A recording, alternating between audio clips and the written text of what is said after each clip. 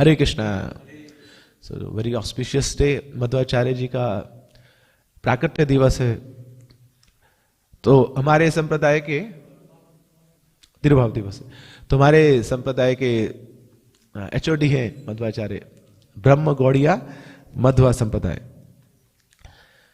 तो पहले के युगों में सब हंस लोग हुआ करते थे और उनकी बुद्धि भी वैसी परिपक्व हुआ करती थी। अब ये जो सारी खिचड़ी है ये तो कलयुग में शुरू हुई है। लोगों को ये भी नहीं पता कि परम पुरुषोत्तम भगवान कौन है। तो इसकी स्थापना करने के लिए फिर आचार्यों की आवश्यकता होती है। तो ऐसे ही महान आचार्य हुए हैं श्रीपाद मध्वाचार्य। जो नाम है वो भी बड़ा कंफ्यूजिंग है, कई बार ना लोग इनके नाम को भी नहीं जान पाते, ये क्या बताना चाहते हैं तो वो दूर की बात है ना। तो कई बार लोग बोलते माधवाचार्य ना, राधा माधव राधा माधव माधव माधव राधे राधे, तो वो माधवाचार्य हैं, माधव से निकले हैं। अगर नहीं, नाम है मध्वाचार्य। मध्व ना दो शब्दों से बने, मधु और वाह। मधु मीन्स हनी, स्वीट, एंड वाह मीन्स दिव्य ज्ञान। तो जो भगवत ज्ञान, जो अमृत है, जो बहुत मीठा है, उस ज्ञान को देने आए हैं, तो वो है मध्वाचार्य। तो ये जो थीज्म की हायरार्की है, तो शुरुआत में शून्यवाद था, शून्यवाद आया, भगवान बुद्ध ने शून्यवाद की स्थापना करी। ये शून्यवाद भी अपने आप में बड़ा ही अद्भुत है। समझ नहीं आता कि लोग इसको कैसे मानते हैं। शून्यवाद क्या है? द एग्जिस्टेंस और द नॉन एग्जिस्टेंस, कि ऐसा अस्तित्व जिसका कोई अस्तित्व नहीं है, उसमें मिलना चाहते हैं लोग। तो कोई बोले कि मैं आत्महत्या करना चाहता हूं, क्यों? उसमें मजा है। आपका अस्तित्व नहीं रहेगा तो मजे क्या लूटेंगे आप? आपका एग्जिस्टेंस नहीं है कुछ, इसलिए लोग क्या करना चाहते हैं? शून्य में मिलना चाहते हैं और बोलते हैं शून्य में कुछ है नहीं, उसका कुछ अस्तित्व नहीं है। तो बौद्ध धर्म में इसकी स्थापना हुई शून्यवाद की, क्योंकि उस समय बहुत शास्त्रों का बड़ा मिस इंटरप्रिटेशन होता था। उसको बहुत जो विकृत रूप देखने को मिलता था। बलि चढ़ाते थे लोग, हिंसा करते थे। तो बुद्ध ने बोला कि अरे कुछ नहीं है, न सब बंद है, सब कोई शास्त्र नहीं होते, बस बुद्धम शरणम गच्छामि, शांति का दान दीजिए आप। तो उसके बाद आए शंकराचार्य। तो शंकराचार्य ने क्या किया? 0 से 1 पे लेके गए। तो उन्होंने अद्वैतवाद को बताया। अद्वैतवाद क्या है? एवरीथिंग इज वन, सब एक है। भगवान और जीवात्मा एक है, सारे जीवात्मा और जीवात्मा एक है, भगवान और प्रकृति एक है ना, भौतिक प्रकृति और आध्यात्मिक प्रकृति एक है, सब कुछ क्या है? वन। एक में आनंद है, उसी पे ध्यान लगाओ, एक तू ही निरंकार। तो इस प्रकार शंकराचार्य जी आए और उन्होंने बौद्ध धर्म को काटा और अद्वैतवाद को फैलाया। तो एक्चुअली में जो बुद्ध फिलॉसफी थी वो शास्त्रों के मिसयूज को रोकना चाहती थी, मगर हुआ क्या कि शास्त्रों के मिसयूज को छोड़ी, शास्त्रों को हटा दिया उन्होंने। तो शंकराचार्य जी ने क्या किया? उन शास्त्रों को पुनः से स्थापित किया। दो उनका भी मिस इंटरप्रिटेशन किया उन्होंने, उनको खंडित रूप में प्रस्तुत किया, मगर कम से कम शास्त्र अब आ गए। तो 32 साल प्रचार किया था शंकराचार्य जी ने, और ऐसा जबरदस्त प्रचार किया, पावरफुल। तो ये जो बुद्धिज्म था इसको भारत से बाहर खदेड़ दिया। तो देखिए पेरीफेरी में चला गया था, नेपाल में चला गया, भूटान में चला गया, बर्मा में चला गया, श्रीलंका में चला गया, भारत से बाहर खदेड़ दिया 32 साल के अंदर। दो खुद वो भक्त थे शंकराचार्य। कौन थे? स्वयं साक्षात शिव जी के अवतार थे। और शिव जी, भगवान ने उनको ये सेवा दी थी कि जाओ और जाके ये जो भक्ति है इसका खंडन करो, मायावाद को फैलाओ, अद्वैतवाद को फैलाओ।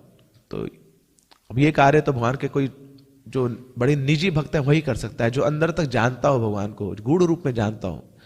तो शिव जी तो वैष्णवा नाम यथा शंभु है, भगवान की हर लीला को वो जानते हैं, हर तथ्य को वो जानते हैं। तो वही शिव जी आते हैं शंकराचार्य के रूप में और फिर खंडन करते हैं। अब शंकराचार्य के बाद शंकराचार्य ने एक का सिद्धांत दिया, अब एक के बाद आता है 1.5। तो रामानुजाचार्य आए। रामानुजाचार्य ने क्या बताया कि हाँ अद्वैतवाद है, मगर इसके साथ भगवान के कुछ गुण भी हैं, भगवान की कुछ क्वालिटीज भी हैं। तो भगवान की उन क्वालिटीज को प्रस्तुत किया रामानुजाचार्य जी ने। तो एक प्रकार का वो वैष्णव सिद्धांत ही है कि हाँ भगवान है और भगवान की शक्तियां हैं। तो वो इस प्रकार विशिष्ट अद्वैतवाद का सिद्धांत स्थापित किया रामानुजाचार्य जी ने। मगर बाद में आए मध्वाचार्य, उनको ये डेढ़ वाला भी सिद्धांत मजा नहीं आया उसमें। I am not satisfied with this. अब डेढ़ के बाद आता है दो। तो बड़ी क्लियरली, बड़े डिस्टिंक्टली और बड़ी प्रोफाउंडली मध्वाचार्य जी ने अब डिस्टिंक्शन करा। उन्होंने क्या फैलाया, क्या बताया? द्वैतवाद, डुअलिटी, भेद है भगवान में और जीवात्मा में भेद है, जीवात्मा और दूसरी जीवात्माओं में भेद है, भगवान में और प्रकृति में भेद है, आध्यात्मिक प्रकृति और भौतिक प्रकृति में भेद है, सब कुछ अलग अलग है, कुछ एक नहीं है। तो इस प्रकार मध्वाचार्य जी ने द्वैतवाद को स्थापित किया, बड़ी प्रोफाउंडली स्थापित किया। तो हमेशा ऐसा डुअलिटी दिखाते थे ना, वी स्टैंड्स फॉर विक्ट्री। तो ये सिद्धांत को स्थापित करने में बहुत बड़ा एक रोल अदा किया है अद्वैताचार्य ने। और इसलिए महाप्रभु ने इस पर्टिकुलर संप्रदाय को, मध्वाचार्य जी के संप्रदाय को स्वीकार किया, उसको अपना माना, क्योंकि ये ऐसे आचार्य हैं जिन्होंने बड़ी क्लियरली इस सिद्धांत को स्थापित किया है, जो पूरे वेदांत का, दर्शन का एक प्रमुख पैरामीटर है। तो फिर आगे चल के चैतन्य महाप्रभु जब आए तो उन्होंने इससे भी ऊपर बताया ना, द्वैत से भी ऊपर कुछ है। उन्होंने अचिंत्य भेदाभेद तत्व को बताया कि अब केवल 0 नहीं है, केवल 1 नहीं है, 1.5 नहीं है, 2 नहीं है, फिर आगे चल के 2, 3, 4, 5, 6 up to infinity. Krishna is infinite, वो अचिंत्य है, साइमल्टेनियसली वन एंड डिफरेंट। मगर क्या किया चैतन्य महाप्रभु ने? सारे जो संप्रदाय से, उनमें से जो प्रमुख टीचिंग थी उनको स्वीकार किया। तो मध्वाचार्य इस संप्रदाय से चैतन्य महाप्रभु ने मायावाद का खंडन और साथ में शिव विग्रह की सेवा, इसको स्वीकार किया। क्योंकि जिस प्रकार मायावाद का खंडन मध्वाचार्य ने किया, ऐसा कोई भी किसी भी आचार्य ने पहले नहीं किया था। और फिर जो रामानुजाचार्य संप्रदाय है, श्री संप्रदाय, वहां से वैष्णव सेवा कैसे करनी है उसको स्वीकार किया, और साथ में शुद्ध भक्ति का जो अंग है उसको स्वीकार किया। और फिर विष्णु स्वामी संप्रदाय, जो रुद्र संप्रदाय है, वहां से कृष्ण एक शरणम और रागानुगा भक्ति, इन 2 तथ्यों को लिया। और कौन सा बचा? निम्बार्क आचार्य ना, निम्बार्क संप्रदाय, कुमार संप्रदाय, वहां से राधिका आश्रय और गोपी भाव, इन 2 तथ्यों को स्वीकार किया। और फिर हमें दे दिया ब्रह्म गौड़िया मध्वा संप्रदाय। इनफैक्ट चैतन्य मध्वाचार्य जी जब नवद्वीप में आए थे तो चैतन्य महाप्रभु उनसे मिले थे और उनको पहले से ही बता दिया था, आगे चल के मैं आपके संप्रदाय में दीक्षा लूंगा। तो ये जो मध्वाचार्य हैं, इनको कुछ लोग माधवी गोपी भी बोलते हैं कि कृष्ण लीला में माधवी गोपी हैं, और अब गौर लीला में वो मध्वाचार्य के रूप में आए। अब ये जो मध्वाचार्य हैं, he is known for miraculous past times, बहुत चमत्कार करते थे। छोटी सी उम्र से इनके चमत्कार शुरू हो जाते थे। एक्चुअली में है कौन ये मध्वाचार्य? है कौन? Is a combination of so many personalities. तो भीमसेन, वायु, हनुमान, इन सब के मिश्रित अवतार है मध्वाचार्य। ये सब एक में मिल जाते हैं तो मध्वाचार्य बन जाते। तो सब देवी देवता बड़े शोक में थे, त्रस्त थे कि ये जो भगवान की भक्ति है वो छुपी जा रही है। सुंदर जो सूर्य है भक्ति का, उनको मायावादी रूपी बादल, अद्वैतवाद रूपी बादल, ये ढका जा रहा है। तो सब देवी देवता भगवान के पास पहुंचते हैं कि ठाकुर जी कुछ करिए, आप क्या होगा? तो बोलते हैं घबराइए मत, चिंता मत करिए। देखिए मैं तो कलयुग में लीला अवतार लेता नहीं, युग अवतार के रूप में जाता हूं, मगर हां इसी सभा में एक ऐसा व्यक्तित्व है जो जाएगा और जाके मायावाद का खंडन करेगा, शुद्ध भक्ति की स्थापना करेगा, और वो है मध्वाचार्य। तो कौन है वो? वो है मुख्य कारण। मुख्य कारण कौन है? तो वैकुंठ में जो भगवान का श्वास है ना, उसको मुख्य कारण बोला जाता है। तो ये मुख्य कारण, और साथ में भीमसेन और साथ में वायु और साथ में हनुमान जब एक साथ मिल जाएंगे तो वो आएंगे किसके रूप में? मध्वाचार्य के रूप में। और फिर वो जब हुंकार भरेंगे तो फिर सारे मायावाद उसको खदेड़ देंगे। तो इस प्रकार मध्वाचार्य आए थे और बचपन से ही ये बड़ी चमत्कारी लीलाएं करते थे। तो उनकी जो आइडेंटिटी है बड़ी स्पेशल आइडेंटिटी है। उनके माता पिता वेदवती और भट्ट, मध्वा के भट्ट। तो ये इनकी इच्छा थी कि ऐसे हमारे घर में कुछ ऐसे कोई स्पेशल पर्सनालिटी आए, जैसे पांडु के घर में भीम आए थे और जैसे पराशर के घर व्यासदेव जी आए थे, तो ऐसे ही हमारे ही आंगन में भी कुछ ऐसे व्यक्तित्व आए जो आगे चल के कृष्ण भक्ति का बड़े प्रगाढ़ रूप में प्रचार करें। तो जब ऐसा सोच रहे थे इनके माता पिता, तो पिताजी के मन में ख्याल आया, अरे मैं तो मंदिर के अंदर हूं, अनंतेश्वर मंदिर के अंदर थे उस समय। बोले मंदिर के अंदर ऐसा विचार मुझे आ रहा है, संतानोत्पत्ति का विचार आ रहा है, ऐसा कैसे संभव है? जबकि दोनों माता पिता बिल्कुल विरक्त थे, उनको ऐसी कोई इच्छा होती ही नहीं थी। मगर फिर उन्होंने सोचा कि अरे मंदिर के अंदर ऐसा विचार आ रहा है और बड़ा सुंदर विचार आ रहा है, तो ऐसा विचार तो मांग लेना चाहिए ना, ये तो प्रार्थनीय है। तो उन्होंने सोचा कि हाँ, ये अनंत ईश्वर की इच्छा से ही, भगवान की इच्छा से ऐसा विचार हमारे मन में आ रहा है। श्री श्री राधा गोविंद देव की, श्री श्री सीताराम लक्ष्मण जी की, श्री प्रभुपाद की। कि हाँ, इन सब ने बहुत व्रत तपस्या करी थी, कर्दम मुनि ने, दीति ने, तब जाके कश्यप उनके घर आए थे, तो कपिल मुनि उनके घर आए थे। तो ऐसे ही हम भी तपस्या करेंगे। तो 12 साल पयोव्रत व्रत का उन्होंने पालन किया और उसके फलस्वरूप 1238 एडी में उनके घर उत्पन्न होते हैं श्री श्री मध्वाचार्य। मगर जब जन्म हुआ था छोटे से थे, मगर साइज में कुछ ज्यादा ही बड़े थे वो। जैसे भीमसेन आए थे, हनुमान जी जब आए थे, तो जब आए थे तो पहले से मतलब इतने रिकोदर थे और बहुत बड़े थे। भीमसेन तो जिस चट्टान में जन्म हुआ था, चट्टान ही टूट गई थी वो जन्म होते ही। तो शुरुआत से बता दिया था कि ना कि कितना बल है उनके पास। तो फिर आगे चल के एक ज्योतिष से पिताजी ने उनको दिखवाया, तो ज्योतिष ने देख के बोल दिया, अरे ये बहुत ही अद्भुत व्यक्ति है, ये 84 लाख योनियों में नहीं आता है और बड़ी विशेष कार्य ये करने वाला है। और उनका नामकरण हुआ, नाम हुआ वासुदेव। तो एक बार जंगल से आगे जा रहे थे, तो पिताजी साथ थे और सामने देखा कि एक व्यक्ति है, उस पर ब्रह्म राक्षस चढ़ा हुआ है, जोर जोर से चिंगाड़े मार रहा है, चिल्ला रहा है वो। अब पिताजी भी खुद तंत्र विद्या जानते थे, थोड़े तंत्र मंत्र फूके उसके, मगर वो ब्रह्म राक्षस और जोर से चिल्लाने लग गया। और फिर उसके अंदर से आवाज आती है, बोले पंडित, ना तुम्हारे मंत्र से कुछ नहीं होने वाला, ना तुम्हारा जो पुत्र है बस उसकी चरण धूलि मेरे को चढ़ा दो, मैं पवित्र हो जाऊंगा। तो फिर तुरंत क्या किए, जो भट्ट साहब थे उन्होंने उठाई चरण धूलि और सीधा उसके व्यक्ति के ऊपर लगाई और तुरंत उसी समय वो शांत हुआ, प्रणाम करता है छोटे से बालक को और उसको मुक्ति मिल जाती है। और शुरुआत से बड़े विरकोदर थे वो, उनकी जो जठाग्नि थी बहुत बहुत हैवी थी।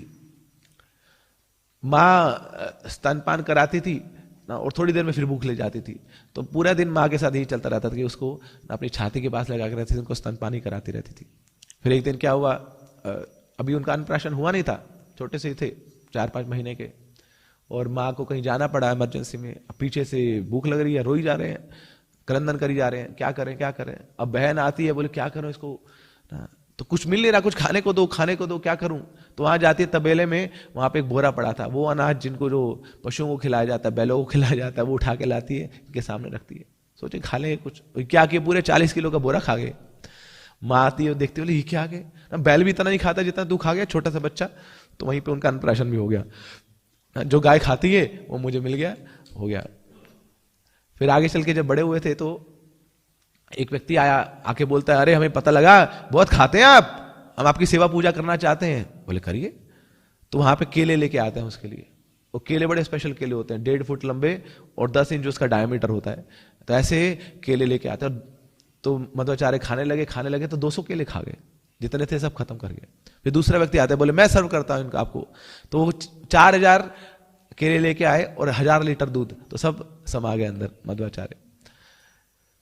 तो ऐसे बताना चाह रहे हैं कि ऐसे जितने ही अब सिद्धांत हैं आप मेरे सामने लाओ, है ना, उनको मैं सब समा जाऊंगा। उसके बाद मुंह से क्या उड़े लूंगा, मैं तो भक्ति का सिद्धांत उड़े लूंगा। हाँ, सबका खंडन करते हुए भक्ति को मैं स्थापित करूंगा। तभी 1 साल के थे, छोटे से थे, तो उनकी इच्छा थी कि ये जो क्षेत्र है बड़े पावन क्षेत्र है, तो यहाँ की मैं थोड़ी परिक्रमा करके आता हूँ, देख के आता हूँ इन सारे स्थानों को। तो हाँ बोले माँ तो मुझे लेके नहीं जाएगी, छोटा बालक हूँ। तो गए फिर तबेले में, वहाँ जो बैल था उसकी पूंछ पकड़ी, उसको थोड़ा सा थपथपाया। और जैसे बैल को क्या करेंगे, पूंछ पकड़ेंगे तो भागने लगा, वो भागने लगा तो पूंछ पकड़ के खड़े हो उसके, तो स्केटिंग की तरह वो बैल पूरा उनको घुमा के लेके जा रहा है। वो पूरे उस क्षेत्र की परिक्रमा करके आते हैं, सारे स्थानों का दर्शन करके आते हैं। उनके पिताजी ने गाय रखी हुई थी, मगर वो लोन से ली थी, ऋण लिया हुआ था किसी से। अब वो व्यक्ति बार बार आता था, धमकाता था पिताजी को कि पैसे निकालो पैसे निकालो। अब ये उन्होंने देखा कि पिताजी बड़े परेशान है, पूछा उनसे, बोले कि गाय लाए हैं, गाय की सेवा भी नहीं छोड़ सकते और अभी पैसा भी नहीं चुका पा रहे हम। तो इस अवस्था को देख के पिताजी की, तो क्या करते हैं, वहाँ पास में जाते हैं, वहाँ कुछ इमली के बीज हैं, वो लाते हैं और उस व्यक्ति को दे देते हैं जिसका पैसा देना है। बोले बच्चे हैं क्या मजाक कर रहे हो, पिताजी ने तुम्हारे इतने पैसे देने हैं, तुम यहाँ पे इमली के बीज खिला रहे हो मुझे। बोले खाओ तो सही। जैसे ही हाथ में दिया तो इमली के बीज परिवर्तित हो गए सोने की अशर्फियों में। वो जाके बेच के आता है, इतना पैसा मिलता है उसको जितने की वो गाय नहीं थी उसकी। तो मध्वाचार्य बोलते, बोले और चाहिए तो बता देना, बहुत है हमारे पास। तो इस प्रकार बड़े चमत्कार करते थे मध्वाचार्य बचपन से ही। एक मैरिज सेरेमनी में गए तो हाँ, तो मन नहीं लगा इनका, क्यों, शुरुआत से ही भक्त थे। अब कहाँ भक्तों को कहाँ मजा आता, वहां ढोल नगाड़े बज रहे हैं, भंगड़ा पा रहे हैं सब लोग, तो मन नहीं लगा। तो आज पहुंच गए अनंतेश्वर मंदिर। तो इनकी माँ ने पुकारा, बेटा जल्दी आ जाओ जल्दी आ जाओ, कहाँ हो तुम, कहाँ गए। तो अनंतेश्वर मंदिर से सीधा जंप मार के माँ के पास पहुंच जाते हैं। अब वो तो वायु मार्ग से आते हैं। तो माँ ने पूछा बेटा कहाँ थे, बोले मंदिर में था। अच्छा मंदिर से इतनी जल्दी कैसे आ गए, बोले आई ट्रेवल बाय एयर ना, वायु मार्ग से आता हूँ, हनुमान है कैसे भी आ सकते हो। आप पहुंच गए। और फिर क्या करते थे, ये हर रोज चारों धाम का दर्शन करने जाते थे। वहां पे जितने कुंड है चारों धामों में, वहां पे स्नान करके आते थे। अब वो तो जंप मार के यहाँ बद्रीनाथ, फिर इधर गए, फिर जगन्नाथपुरी गए, द्वारका गए, दर्शन करके आ गए। अब माँ ने पूछा, बोले बेटा कहाँ हो गए, लेट हो गए थोड़ा। बोले मैया गया था, 4 धाम करने में टाइम लगता है। कहा 4 धाम, 4 धाम कहाँ चला गया। बोले मैया ऐसे जाता हूँ, कूद मार के जाता हूँ, वापिस आ जाता हूँ। बेटा बस ऐसे मत कर ना, तू कुछ हो गया तेरे को, कहीं उधर उधर रह गया, हमारा क्या होगा। बोले ठीक है मैया, फिर यहीं पे रहता हूँ। तो क्या किया, जो पृथ्वी थी उसमें अपना अंगूठा गड़ा दिया और वहां से पानी निकलने लग गया। बोले मैया ये कुंडों का है, जल है पावन कुंडों का, अब मैं इसी में स्नान कर लिया करूंगा। बोले ये तो एक ही धाम है।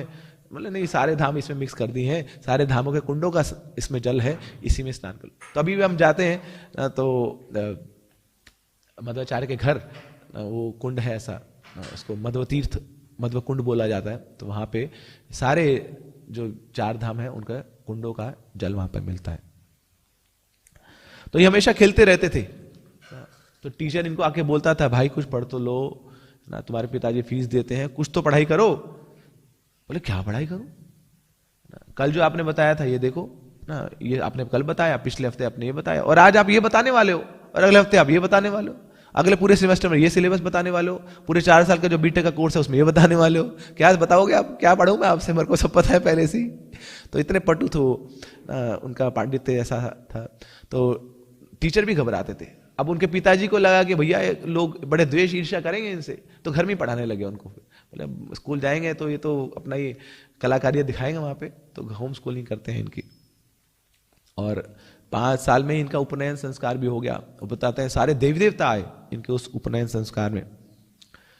और फिर एक दिन पिताजी को आके बोलते हैं, बोले पिताजी अब खूब हो गया, खेल खिला बहुत हो गया, पठन पढ़ाई बहुत हो गई, अब मुझे जो असली कार्य में करना है वो करना है। क्या करना है तुझे, जितने भी अब सिद्धांत हैं उनको काटना है मुझे। पिताजी बोले क्या बोल रहे, अरे इस समय सब हर जगह अद्वैतवाद फैला हुआ है और तू ऐसा बोल रहा है जैसे कि कोई तू सूखी लकड़ी बोएगा, उसमें से सुंदर वृक्ष निकलेगा जिसमें सुंदर सुंदर फल होंगे, ऐसा बोल रहा है तू। तो उसी समय गए मध्वाचार्य बाहर और वहां से जाके सूखी लकड़ी ले आए, गाड़ दिया। जैसे ही गाड़ा तो उसमें पेड़ निकल गया। बोले पिताजी अब बताओ क्या चाहते हैं आप, ना निकालना है आप सिद्धांतों को काटना है? बोले बेटा तू कुछ भी कर सकता है। तो इस प्रकार उन्होंने बचपन से ही प्रूव कर दिया क्या करने वाले।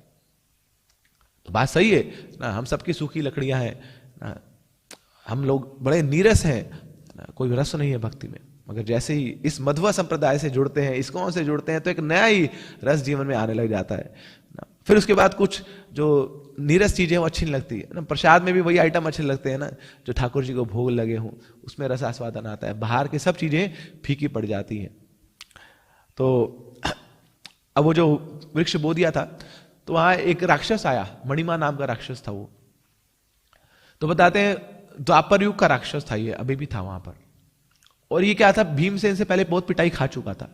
अब राक्षस तो क्या है, हम नहीं सुधरेंगे कैटेगरी के, बोले दोबारा आएंगे लड़ेंगे यहाँ पे। तो यहाँ पे आया फिर, और उसको पता लगा कि ये वासुदेव ने यहाँ ये पेड़ बोया, उसमें से बीज बोया है, उसमें से पेड़ निकला है, सूखी लकड़ी बोई है। तो जाके सीधा उसको दांत मारने लग गया, जोर जोर से काटने लगा। बताता हूँ, सबको बता दूंगा, कुछ नहीं है, ये नकली है। तो जैसे ही उसमें दांत गड़ाता उस पेड़ में, तो ऐसे उसको बड़ी सेंसेशन सी होती है ना, दांत उसके जलने लग जाते हैं। तब मध्वाचार्य बोलते, बोलो बताओ और कुछ सेवा करें आपकी। तो आगे सीधा लड़ने लग जाता है मध्वाचार्य से। मध्वाचार्य मुंडी पकड़ते हैं, उसके नीचे गिराते हैं, पांव के नीचे दबा देते हैं उसको। अब सोचिए भीमसेन का पैर जिसके ऊपर आएगा, 1000 हाथियों का जिसके पास बल है, क्या होगा उसका। तो बेचारा कड़कड़ा के उसको उद्धार करते हैं। He got liberated bye Madhvacharya. और फिर आगे चल के मध्वाचार्य जी की सन्यास की इच्छा होती है। क्यों? क्योंकि बड़े कार्य करने हैं, तो उसके लिए तो घर गृहस्थी को त्यागना पड़ेगा, व्यक्ति का जीवन अपनाना पड़ेगा। महाप्रभु भक्त गणे वैराग्य प्रधान, तो इस वैराग्य को तो स्वीकार करना पड़ेगा। तो वहां पहुंचते हैं अच्युत प्रेक्ष के पास। वहां पे उस समय बहुत महान पंडित हुआ करते थे, अच्युत प्रेक्ष। तो उनके पास पहुंचते हैं, जाके बोलते हैं कि मुझे संन्यास लेना है। उससे पहले ठाकुर जी स्वयं अनंतेश्वर आए थे अच्युत प्रेक्ष के उनके ड्रीम में। उनको बताया था कि आगे चल के एक महान भक्त आएगा जिसका नाम वासुदेव होगा, तुम उसे दीक्षा दे देना, वो मेरा बड़ा ही निजी भक्त है। तो पहले से ही भगवान ने ये अरेंजमेंट कर दिया था। तो जब अच्युत प्रेक्ष के पास पहुंचते हैं वासुदेव, और जाके बोलते हैं कि मुझे आप दीक्षा दीजिए। तो अच्युत प्रेक्ष बोलते हैं हाँ दीक्षा तो हम आपको दे देंगे। इतने ये खबर माता पिता के पास पहुंच जाती है मध्वाचार्य के, तो बड़े परेशान है, करे मेरा बच्चा चला जाएगा, आश्रम में चला जाएगा, क्या होगा हमारा। तो दौड़े दौड़े जाते हैं और बोलते हैं मध्वाचार्य को कि अरे देखो ऐसा थोड़ी है कि बस आश्रम में जाके भक्ति होती है, मंदिर में जाके भक्ति होती है, घर में भी तो भक्ति हो सकती है, गृहस्थ जीवन में रहते रहते भी तो भक्ति हो सकती है। थोड़ा गृहस्थ जीवन अपनाओ, घर बसाओ, भक्ति करते रहना। तो सोचिए ये डायलॉग्स पहले से चलते आ रहे हैं, ऐसा नहीं कि अभी जाके शुरू हुए। घर वाले तो पहले भी परेशान होते थे। तो खूब मनाया, उनको मान नहीं रहे। बोले ये तो मानेगा नहीं। जाके गुरु जी को जाके बोलते हैं कि इसको दीक्षा मत दो, संन्यास दीक्षा मत दो। तो अच्युत प्रेक्ष के पास आते हैं, उनको जाके बोलते हैं देखो गुरुजी क्या कर रहे हैं, बच्चा हमारा चला गया, हाथ से छूट रहा है ना, इसका विवाह कराना चाहते थे हम इसको माला पहनाना चाहते थे। कौन सी माला पकड़ ली इसने हाथ में ना, हम तो दूसरी माला पहनाना चाहते थे इसको, वरमाला। कहाँ फंस गया ये। तो तब गुरुजी बोलते हैं हम क्या करें, हम तो जो इसकी इच्छा है, तो इसके अंदर व्यक्ति का जीवन जागृत हो गया, क्या करें हम। ठीक है, रोक सकते हैं हम कुछ समय के लिए, पोस्टपोन कर सकते हैं कि जब तक आपका दूसरा पुत्र नहीं आता तब तक मैं इसको संन्यास दीक्षा नहीं दूंगा। दूसरा आ जाएगा तो बस शांति है, घर में ललकारियां होती रहेंगी, लड्डू लड्डू बजते रहेंगे, बर्थडे मनाते रहेंगे, आप इसको भेज दीजिएगा, आप ये ठाकुर जी की सेवा करेगा। तो ये डील हुई। अब थोड़े समय में क्या हुआ, वेदवती जी का दूसरा पुत्र तुम्हें हुआ। तब ये हो गया, तो इनको पूरा ग्रीन सिग्नल मिल गया, तो मध्वाचार्य निकल गए घर। बाद में जाके ये जो दूसरा पुत्र हुआ ये भी जाके सन्यासी बना विष्णु तीर्थ के नाम से। अब सोचिए मध्वाचार्य जी के भाई हैं, तो निश्चित रूप से उनके अंदर भी, हृदय के अंदर भी कृष्ण प्रेम था। तो आगे चल के फिर मध्वाचार्य जी ने फिर जो अप सिद्धांत है उनको अपरूट किया, भक्ति के सिद्धांत को स्थापित किया, सारे मायावाद का खंडन किया। इनफैक्ट अभी भी उडुपी में ऐसा होता है, मध्वाचार्य जी के अपीयरेंस और डिसअपीयरेंस के दिन, तो वहां पे स्पेशली बुलाया जाता है, पता किन लोगों को, अद्वैतवादियों को, कि आइए और यहाँ पे थोड़ा सा अपने अद्वैतवाद का प्रचार कीजिए, और फिर हमारे जो द्वैतवादी हैं वो आपका खंडन करेंगे। ऐसे खदेड़ा जाता है, मतलब चिथड़े उड़ाए जाते हैं वहां पे अद्वैतवादियों के, और ऐसे करके सेलिब्रेट करते हैं, जय हो मध्वाचार्य जी की जय। हाँ, ये विजय उत्सव है हमारे मध्वाचार्य का, कि अब इन अद्वैतवादियों का ऐसे खंडन हुआ है, ऐसा चिथड़े उड़ाए। तो वही भाव श्रील प्रभुपाद आगे लेके आए हैं, हम सबके पास लेके आए हैं। कोई पुस्तक उठा लीजिए प्रभुपाद जी की, उसमें कहीं प्रभुपाद जी चूकते नहीं है मायावाद का खंडन करने के लिए, अद्वैतवादियों की बैंड बजाने के लिए। तो ये सब मध्वाचार्य जी का की स्थापना है, उनकी देन है। तो एक समय विष्णु मंगल मंदिर में गए मध्वाचार्य, तो वहां पर खैर ये हम आपको बता चुके हैं। तो उसके बाद क्या हुआ, मध्वाचार्य जी ने जब संन्यास ले लिया, तब उन्होंने टीकाएं लिखनी शुरू करी। तो अब वेदांत सूत्र पे उन्होंने टीका लिखी, उसका नाम है पूर्ण प्राज्ञ टीका। पूर्ण मतलब कंप्लीट, अपने आप में वो पूर्ण है। और फिर गीता पे भी भाष्य लिखा, उसका नाम है हरि गीता भाष्य। और एक बहुत सुंदर उन्होंने पुस्तक लिखी, ग्रंथ लिखा, जिसका नाम है महाभारत तात्पर्य निर्णय। इसमें क्या किया माधवाचार्य ने, इस पर्टिकुलर ग्रंथ में जितने भी कॉन्ट्रोवर्सीज हैं शास्त्रों में, महाभारत में, रामायण में, उसके ऊपर उन्होंने अपनी टीका दी है, सारे संशयों को दूर किया है कि क्यों ऐसा कहा जाता है कि भीमसेन ने दुशासन का उसका खून पी लिया।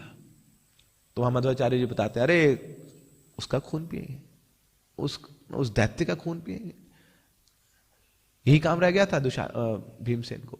अरे भीमसेन ने क्या किया, वहां जब पास में गए तो बस हुंकार भरी थी, हा, तो हुंकार भरी तो इतना गर्म उनके श्वास निकली, वो जाके सारा खून सुखा दिया वहां पे। अरे उसी का खून पीने को मिला क्या उनको, वो पिएंगे तो अमृत पिएंगे, कुछ जूस पिएंगे, दुशासन का खून पिएंगे क्या। फिर क्यों श्री रामचंद्र जी ने सीता का त्याग किया, इसका वर्णन करते हैं वो। क्यों भगवान श्री रामचंद्र जी ने वाली को छुप के मारा। तो ऐसे बड़े सारे जो सेंसिटिव इश्यूज हैं, तो उन सब का वर्णन किया है मध्वाचार्य ने। तब सारी कमेंट्रीज उन्होंने लिख दी। अब जो भी आचार्य हैं वो क्या करते हैं, जो भी लिखते हैं ना उसको अप्रूव कराते हैं। तो ये जाते हैं अच्युत प्रेक्ष के पास, उनको बोले आप अप्रूव करिए। बोले मैं कौन होता हूं अप्रूव करने वाला, अप्रूव तो कौन करेंगे, साक्षात वेद व्यास जी करेंगे। उनके पास जाइए, वही है भगवान के लिटरेरी इनकारनेशन, वो शास्त्र को अप्रूव करेंगे आपके। तो जाते हैं ऊपर की ओर वेद व्यास जी से मिलने। तो वहां जाते तो रास्ते में नर नारायण ऋषि का आश्रम आता है, वहां पे रुकते हैं। पहले नर नारायण ऋषि को दिखाते हैं कि आप देखिए ये मैंने ग्रंथ लिखा है, इसको देखिए ठीक है कि नहीं। तो नर नारायण ऋषि पढ़ते हैं उसको, बोले सब कुछ अच्छा लिखा आपने मध्वाचार्य, मगर एक गड़बड़ है इसमें। क्या गड़बड़ है, ये जो आपने शुरुआत में एक्नॉलेजमेंट दिया है उसमें आपने लिखा है कि मैं अपनी शक्ति अनुसार, जो भी मेरे पास शक्ति है उसके अनुसार मैं ये ग्रंथ लिख रहा हूं, मैं यथाशक्ति मैं लिख रहा हूं। तो ये जो शब्द लिखा आपने प्रयोग किया यथाशक्ति, ये ठीक नहीं है। इस पे आप लिखिए पूर्ण शक्ति, क्योंकि आप संपूर्ण हैं, आप पूर्ण प्राज्ञा हैं। तो आप जो भी लिखते हैं वो भी पूर्ण है, वो परफेक्ट है। तो लिख दीजिए ये जो ग्रंथ है ना, ये वेदांत के ऊपर सबसे पूर्ण ग्रंथ है। तो ये जो पूर्ण प्राज्ञा भाष्य है बड़ा इंपॉर्टेंट है। हमारे कितने आचार्यों ने इस भाष्य को रिकमेंड किया है, इसको कोट किया है। फिर आगे और ऊपर चले वेदव्यास जी से मिलने के लिए। तो उनके साथ उनके एक और शिष्य थे सत्यतीर्थ, और भी काफी लोग थे। तो यहां तक तो पहुंचे नर नारायण ऋषि आश्रम तक। उसके बाद और ऊपर जाना है, तो वहां it is beyond human reach, कोई व्यक्ति ऊपर जा नहीं सकता है। तो उनको बोले आप जाइए। तो यहाँ जंप लगा के अब वो वेद व्यास जी के पास पहुंचते हैं। वेद व्यास जी वहां पे कथा कर रहे हैं, बहुत सारे भक्त हैं वहां बैठे। और जैसे ही उन्होंने देखा कि मध्वाचार्य आए, तुरंत आसन से खड़े होते हैं, और सब लोग रास्ता बनाते हैं, उनसे मिलने आते हैं। और वेद व्यास जी उनसे मिलते हैं, और फिर वेद व्यास जी को अपना ग्रंथ दिखाते हैं। And now Ved Vyas proves that yes, this is the most bona fide commentary on Vedanta Sutra. उनके एक शिष्य थे, एक व्यक्ति थे नरहरि, वो माधवाचार्य से बड़े इंप्रेस थे। तो उनकी इच्छा थी कि मैं इन्हीं से ही शिक्षा लूं, दीक्षा लूं। तो माधवाचार्य उनको स्वीकार करते हैं, अपना शिष्य स्वीकार करते हैं। अब इनको इन्होंने आज्ञा दी, मध्वाचार्य ने नरहरि को आज्ञा दी, बोले आप जाइए, अब आप कलिंग चले जाइए, मेरे साथ मत जाइए। बोले नहीं गुरुजी, मैं आपके साथ जाना चाहता हूं। नहीं, जो मैं बोल रहा हूं मेरे आदेश का पालन करो, आप कलिंग राज्य में चले जाइए। वहां जाते हैं तो वहां का जो राजा था उसके पास एक विग्रह है, उसका नाम है मूल राम, जो ओरिजिनल राम जी के विग्रह हैं, जो स्वयं रामचंद्र जी ने दशरथ महाराज को दिए थे, फिर आगे हनुमान जी को मिले, फिर आगे भीमसेन को मिले। ऐसे होते होते वो उस राजा के पास पहुंचे हैं, मूल राम के विग्रह। तो उस राज्य में जैसे ही पहुंचते हैं तो पता लगा था कि वो जो वहां का राजा है वो देह त्याग करके जा चुका है। अब मगर छोटा सा राजकुमार है, उसको तो राज्य दे नहीं सकते, तो वहां एक ऐसी योजना बनाई गई कि वहां का जो राजसी हाथी है वो माला पहनाएगा, जिसको माला पहनाएगा वो अगला राजा होगा। तो इतने में तो नरहरि दौड़ते दौड़ते वहां पहुंचे थे, गुरुजी ने भेजा कलिंग राज में, सामने हाथी आता है, उनको माला डाल देता है, वो राजा बन गए। बोले गुरुजी क्या कृपा है ना, मैं गुरुजी से अभी दीक्षा ली है और यहाँ पे आके मैं कलिंग राज का राजा बन गया हूं। तब उन्होंने राज्य संभाला, तब अच्छे से वैष्णव विधि से। और फिर आगे चल के वो राजकुमार जब बड़ा हुआ, उसको राज्य सौंपा, और राजकुमार बड़ा खुश है कि अब उसको राज्य मिल गया है। बोले कि कैसे ये विरक्त भाव में उन्होंने सब कुछ त्याग दिया न, त्यक्त्या तूर्णम शेष मंडलपति, सब कुछ ऐसे त्याग दिया न कि जैसे कोई मल हो। तो इतना बड़ा राज्य, इतने सारे ऐश्वर्य सब त्याग दिए। तो राजकुमार बड़ा प्रसन्न है, बोले बताइए नरहरि आपके हम कैसी सेवा कर सकते हैं। तो नरहरि बोलता है कुछ नहीं चाहिए मुझे, बस आपके राज्य में वो जो विग्रह है, मूल राम का विग्रह, वो मुझे दे दीजिए। और फिर वो मूल राम के विग्रह लाते हैं और अपने गुरु जी मध्वाचार्य जी को अर्पित करते हैं। अब एक प्रमुख मोड़ आता है मध्वाचार्य जी के जीवन में। एक बार की बात है, वो बैठे हैं, मेडिटेट कर रहे हैं सी शोर पे, हरि का नाम उच्चारण कर रहे हैं। सामने देखा तो एक बड़ा ही बवंडर चल रहा है, और वहां पर एक नाव है, वो फंसी हुई है भंवर के बीच में। तो उनको देख के स्वतः ही हृदय में उनका एक भाव जागृत होता है, करुणा जागृत होती है। तो क्या करते हैं, श्वास भरते हैं, तो जैसे श्वास भरते हैं तो सारा भंवर उनके अंदर समा जाता है। The cyclone has stopped. और सब लोग देख पा रहे हैं क्योंकि बड़े हट्टे कट्टे हैं Madhvacharya, you are so stout, 8 feet लंबे होते थे वो, और जब चलते थे तो ऐसा लगता था कोई हाथी चल रहा है। इनफैक्ट कोई व्यक्ति सामने देख लेना उनको, उनका से देखेगा, बोले हम भक्ति करेंगे जी, हम देख के मान लेते थे कि भैया ये है भक्ति का ऑरा। सो इतने विशाल, इतने एग्जॉस्टिव थे वो। तो सब लोगों ने देखा कि मध्वाचार्य एक जगह बैठे हुए हैं, ध्यान लगा रहे हैं, और उन्होंने ऐसे श्वास खींचा तो सारा बवंडर, सारा भंवर उनके अंदर समा गया। तो नाव में जो लोग थे सब आए दौड़े दौड़े और चरणों में गिरते हैं मध्वाचार्य की, कितने महान आचार्य हैं आप, हमारे जीवन की रक्षा करिए आपने, और जितना भी हमारे पास संपत्ति थी उसकी रक्षा करिए, बताइए हम क्या कर सकते हैं आपके लिए। तो मध्वाचार्य बोलते हैं मुझे पता है आप लोग द्वारका से आ रहे हैं, और द्वारका से जो भी आता है तो वहां पे गोपी चंदन लेके आता है, तो आपके नाम में गोपी चंदन। हाँ हाँ गोपी चंदन है, आपको क्या बस हम वो मिट्टी के टुकड़े देंगे, आपने इतना बड़ा हमारे लिए कार्य किया है। नहीं, वो गोपी चंदन है, वो मिट्टी का टुकड़ा नहीं, वो अमूल्य है, तो मुझे वो चाहिए। तो वहां जाते हैं तो बहुत भारी है, तो मध्वाचार्य बोलते हैं ये वाला टुकड़ा चाहिए मेरे को। और वो जब उठाने लगता है तो उठ ही नहीं रहा, सब जोर लगा रहे हैं, कोई उठा नहीं पा रहा है।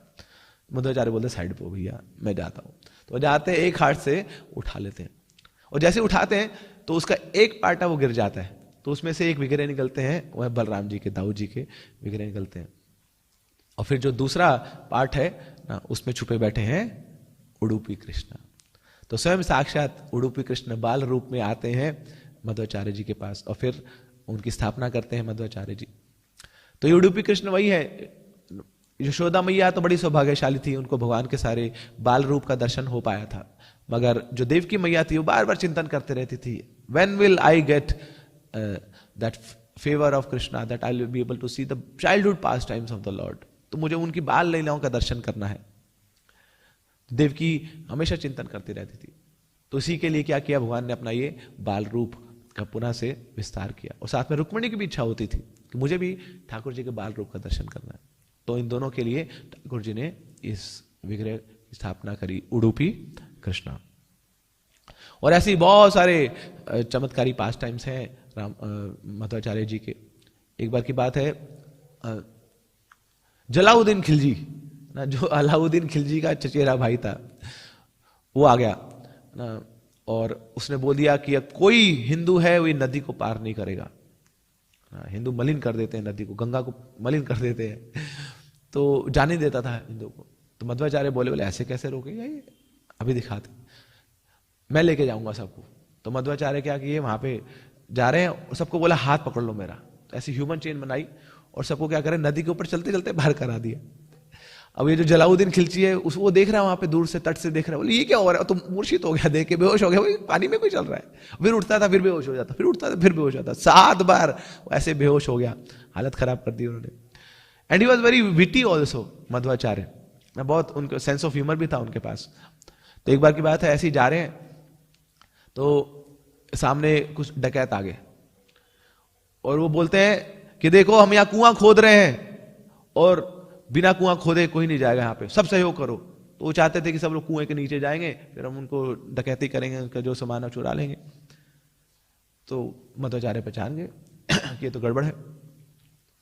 तो मध्वाचार्य उनसे पूछते हैं, बोले कुआं खोदना है, हमने आज तक कभी कुआं खोदा नहीं है, कैसे कुआं खोदते हैं, आप बताइए कुआं कैसे खोदना है। तो नीचे जाता है, वो कुआं खोदने जाता है, तो खोदते खोदते खोदते खोदते खुद ही खो जाता है, कुआं खोदते खोदते भूल जाता है कि क्या करने आए थे। तो मध्वाचार्य बोले चलो आगे, हमारा काम हो गया, तो खो गया उसमें। ऐसे ही और एक बार ऐसे ही जा रहे थे मध्वाचार्य अपने शिष्यों के साथ, सामने कुछ डकैत आ गए। तो मध्वाचार्य ने क्या किया, एक पोटली थी उनके पास बड़ी सुंदर सी, उसके अंदर चने रहते थे, तो उठा के फेंके उनके पास। अब उनको लगा डकैतों के, इसमें पोटली में बहुत कुछ है, तो उस पोटली के लिए आसपास वो लड़ते रह गए, आपस में लड़ रहे हैं, और पोटली लड़ते लड़ते भूल गए कि इसको इनके साथ डकैती करनी है। मध्वाचार्य बोले चले आओ आगे। तो ऐसे ही बस he was very witty also, but nonetheless he was such a Vedantic champion, undefeatable Vedantic champion, जो मायावाद का खंडन करने के लिए, अद्वैतवाद का खंडन करने के लिए ठाकुर जी ने स्वयं उनको भेजा था और भक्ति के सिद्धांतों को कि गुड़ रूप में, प्रगाढ़ रूप में स्थापना करने के लिए वो आए हैं। सो निश्चित रूप से आज का दिन बड़ा ही पावन है और मध्वाचार्य जी से हम उनके प्रार्थना कर सकते हैं कि जैसे वो निर्भय थे, अभय थे, डरते नहीं थे वो फिलॉसफी के सिद्धांत को स्थापना करने के लिए। सिद्धांत बोलिए चित ना करे आलस, तो आलस नहीं करते थे सिद्धांत को बोलने के लिए, समझने के लिए, बताने के लिए। तो ऐसे ही वो भाव भी हम जागृत कर पाए ताकि श्रील प्रभुपाद जी का जो मिशन है, चैतन्य महाप्रभु का मिशन है, उसमें हम भी कुछ योगदान कर पाए। श्रीपाद मध्वाचार्य की, श्री चैतन्य महाप्रभु की, श्रील प्रभुपाद की, ताई को प्रेमानंदे। हरे कृष्णा। Thank you.